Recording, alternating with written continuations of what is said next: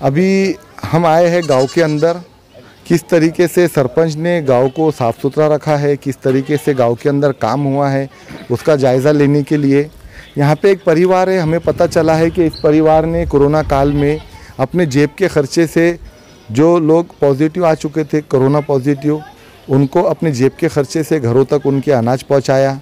क्योंकि जो काम करने वाले लोग थे वो क्वारंटाइन हो चुके थे, कमाने वाला कोई नहीं था घर में, तो इन्होंने अपने जेब के खर्चे से घरों में फल फ्रूट बोलो या सब्ज़ी बोलो या घर तक के पहुंचाने का काम किया।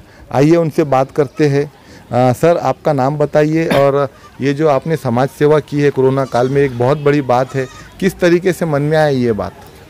मेरा नाम सुरेश विश्वनाथ ठाकरे, मेरी मिसेस रेखा सुरेश ठाकरे उस टाइम में सरपंच थी।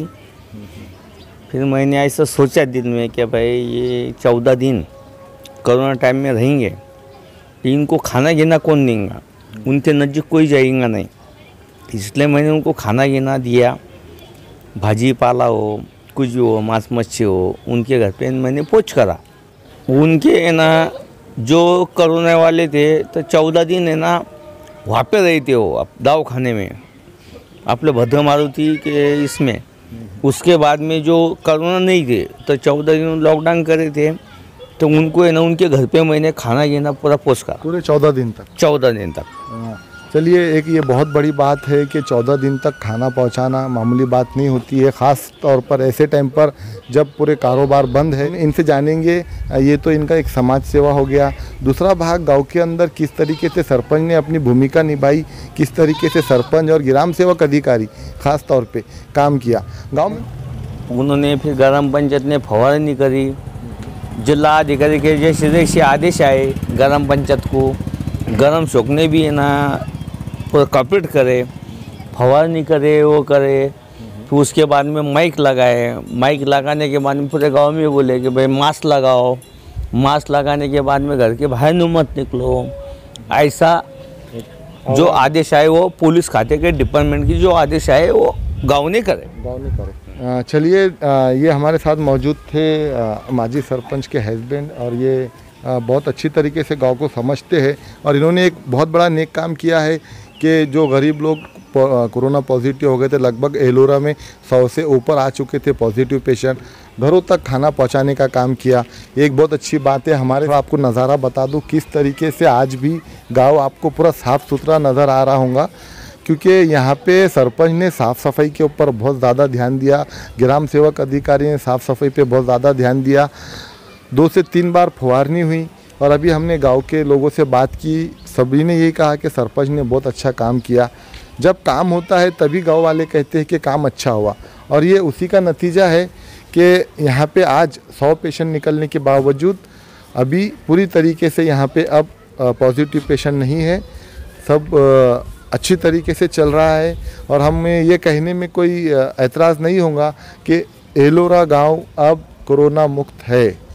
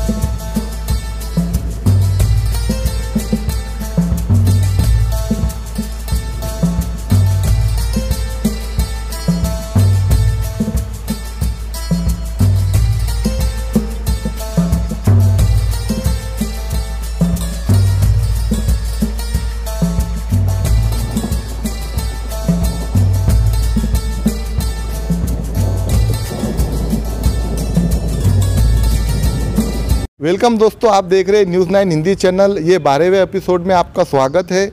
और आज 12वें एपिसोड में हम आपको लेकर आए हैं एरोला। जो एलोरा गांव है ये पूरे दुनिया के अंदर प्रसिद्ध है। यहाँ पे एलोरा गुफाएं हैं।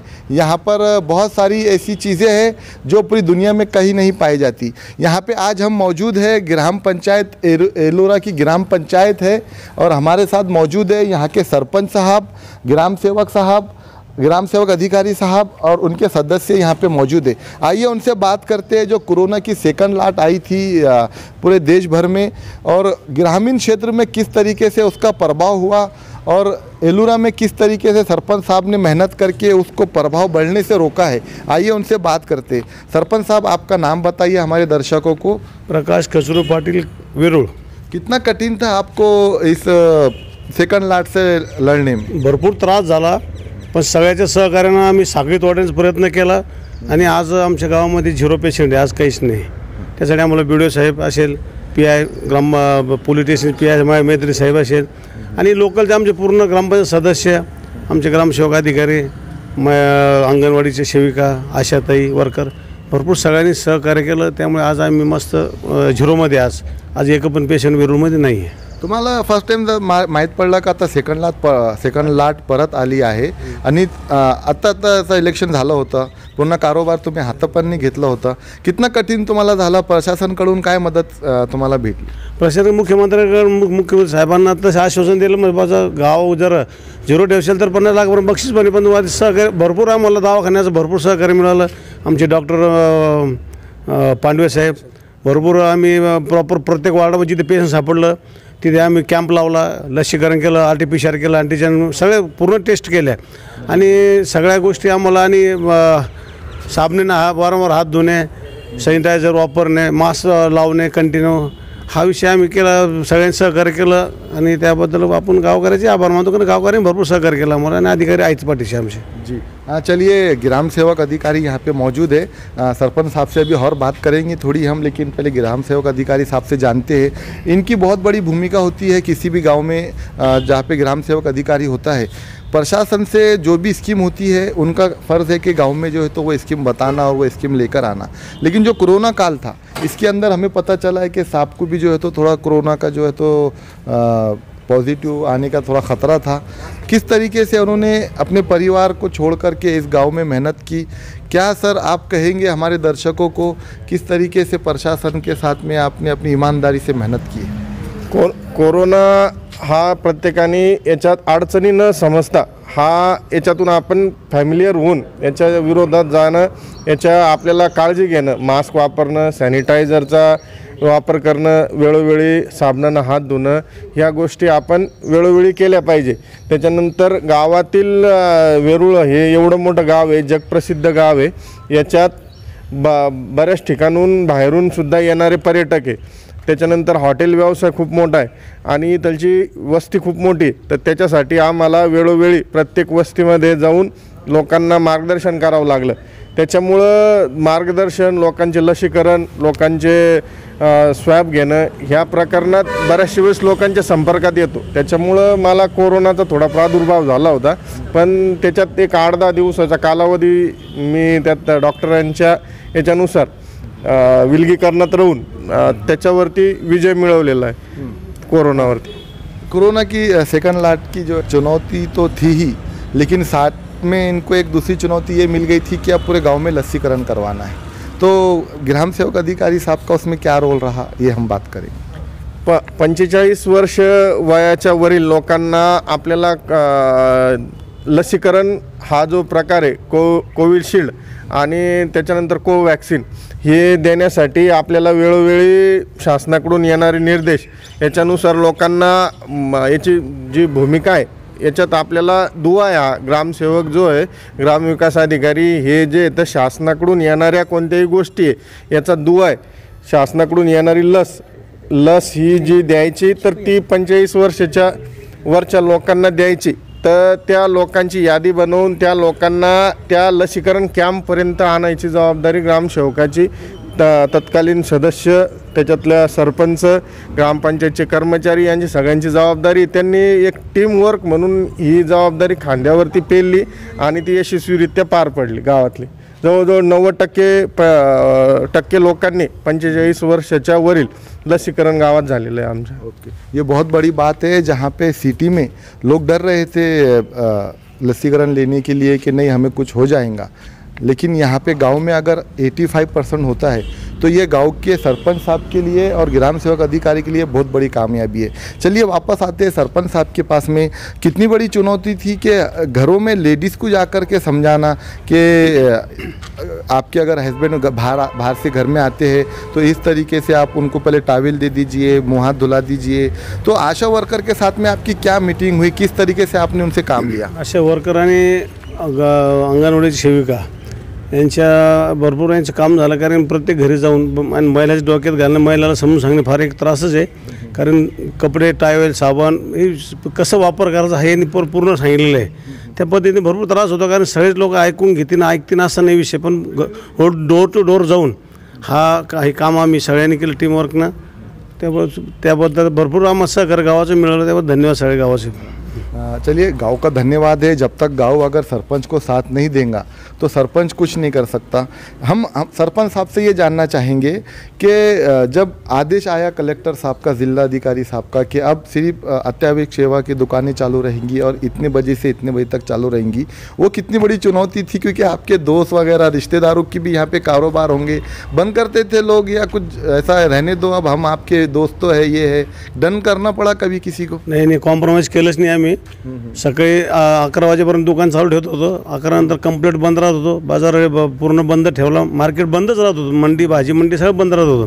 पण 11 शासनाच्या नियमानुसार ते चालू आहे. 11:05ला बी गेलं तर आम्ही कारवाई करण्याच्या आधी त्यांनी दिली, नोटीस दिले होता. त्याच्याने आम्हाला पोलीस प्रशासनाने भरपूर मदत केली. असं जर नाही ऐकलं कोणी तर आम्ही गाडी बोलून घेतो, पण तसं काही आम्हाला तसा चांस मिळाला नाही. 11पर्यंत आम्हाला सहकार्य केलं गावाने सर. ओके, आगे लेकिन मैं आपसे ये ज़रूर पूछूंगा कि कितना आपको डर लगा था जब एलोरा में 100 के करीब पेशेंट निकल रहे थे? क्या आपके मन में चल रहा था कि ये ज़्यादा अगर हमारे गांव में बढ़ता है तो क्या करना पड़ेगा? क्या एक टेंशन था आपको? खूप त्रास झाला. 100च्या वर पेशंट जेव्हा गेलं तेव्हा आम्हाला म्हणजे पूर्ण गाव लॉक करायला लागलं. पण ज्या वार्डात जर ज्या गल्लीमध्ये पेशंट सापडलं त्या गल्लीत आम्हाला तुरंत म्हणजे आम्ही कॅम्प लावला आणि तिथे पूर्ण जे काय असेल टेस्ट, अँटीजन असेल, RT-PCR असेल ते करून त्यांना लसीकरण करून घेतलं. त्याच्यानंतर काही असं बाहेरून येणारे लोक आम्ही थांबवले, ते काही गावात घुसू दिले नाही. त्याच्यामुळे मग झिरोवर आलो आम्ही आज. सर एक चीज़ और हम जानना चाहेंगे, कोरोना काल में जब आपके गांव में 100 पेशेंट निकल रहे थे, आप पूरे गांव का सर्वे कर रहे थे, किस तरीके से दुकानें बंद करना है, आशा वर्कर की मीटिंग ले रहे थे, तो आपको कभी डर नहीं लगा कि मेरे घर में भी छोटे छोटे बच्चे हैं, म्हातारे माणसं आहे, मी घरी जाईन, त्यांना पण कोरोनाची शक्यता होऊ शकते, असं कधी भीती नाही वाटली तुम्हाला? भीती वाटत होती, पण भीती वाटून करता काय, कारण आपल्याला त्याच्यावर विजय मिळत असतो ना, त्यासाठी आम्हाला ते काम करावंच लागलं. पण मग आता काही अडचणी येतात त्याही बाजूला सावरून ठेवावंच लागतं, कारण घरी जाताना आपल्याला आपलं म्हणजे फॅमिलीचा सुद्धा विचार करावाच लागतो.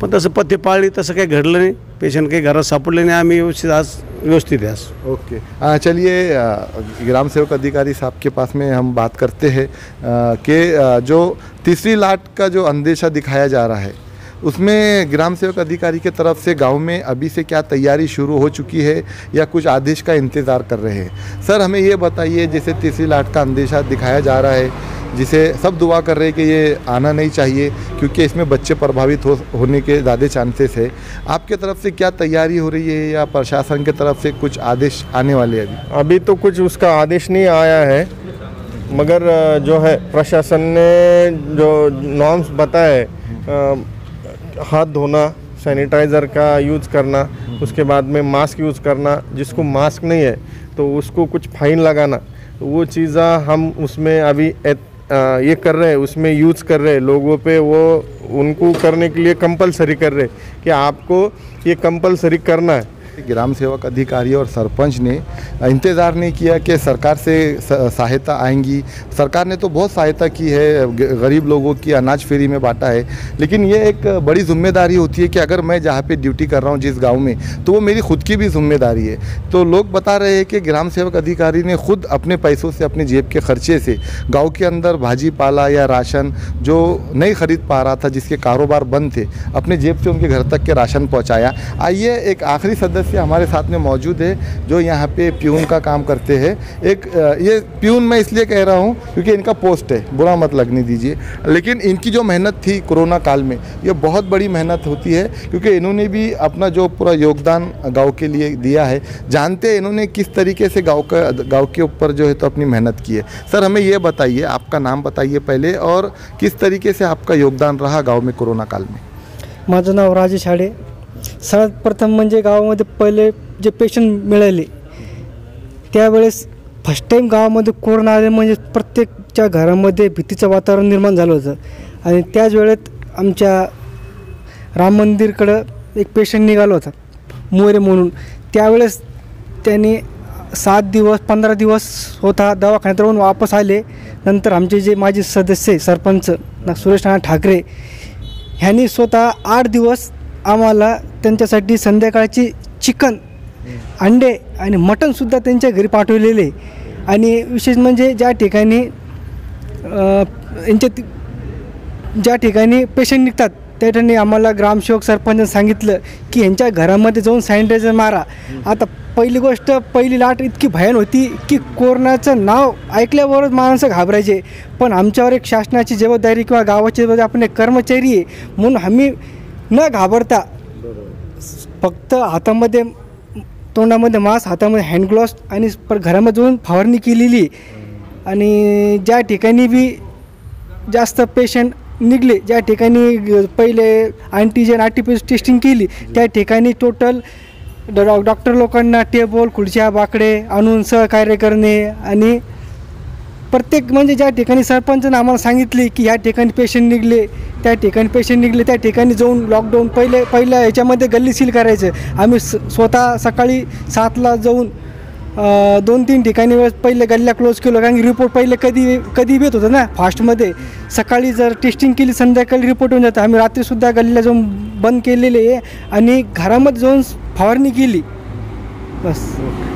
तो चलिए, ये हमारे साथ मौजूद थे ग्राम सेवक अधिकारी, उनके सहयोगी सरपंच साहब। आज हम एलूरा में मौजूद थे और यहाँ पे जाना कि ग्राम सेवक अधिकारी और सरपंच साहब ने मिलके किस तरीके से अपने गांव को कोरोना काल से प्रभावित होने से बचाया। ये जो मेहनत होती है सबकी एक साथ आकर के, जैसे प्यून साहब है, ग्राम विकास अधिकारी साहब है, सरपंच साहब है, सबने अपना ओहदा यानी कि अपनी पोस्ट भूल कर के काम किया कि ये पोस्ट पे मैं हूँ और मैं ये कैसे काम कर सकता हूँ। सबने अपने देश के लिए, अपने गांव के लिए काम किया है और वो मेहनत ही है जो आज हमें नज़र आ रहा है कि एलूरा पूरी तरीके से कोरोना मुक्त है। हम आपको लेके चलेंगे आगे किसी और एक गाँव में, ग्रामीण क्षेत्र में जो कोरोना मुक्त होगा और उसके पीछे ग्राम सेवक अधिकारी और सरपंच की कितनी मेहनत है आपको वो बताएंगे। मिलते हैं आगे 13वें एपिसोड में। अभी फ़िलहाल ये 12वां एपिसोड हम यहीं पे समाप्त करते हैं। मैं असगर अली, आप देख रहे हैं न्यूज़ 9 हिंदी चैनल। मेरे चैनल को लाइक, सब्सक्राइब और शेयर करना ना भूलें।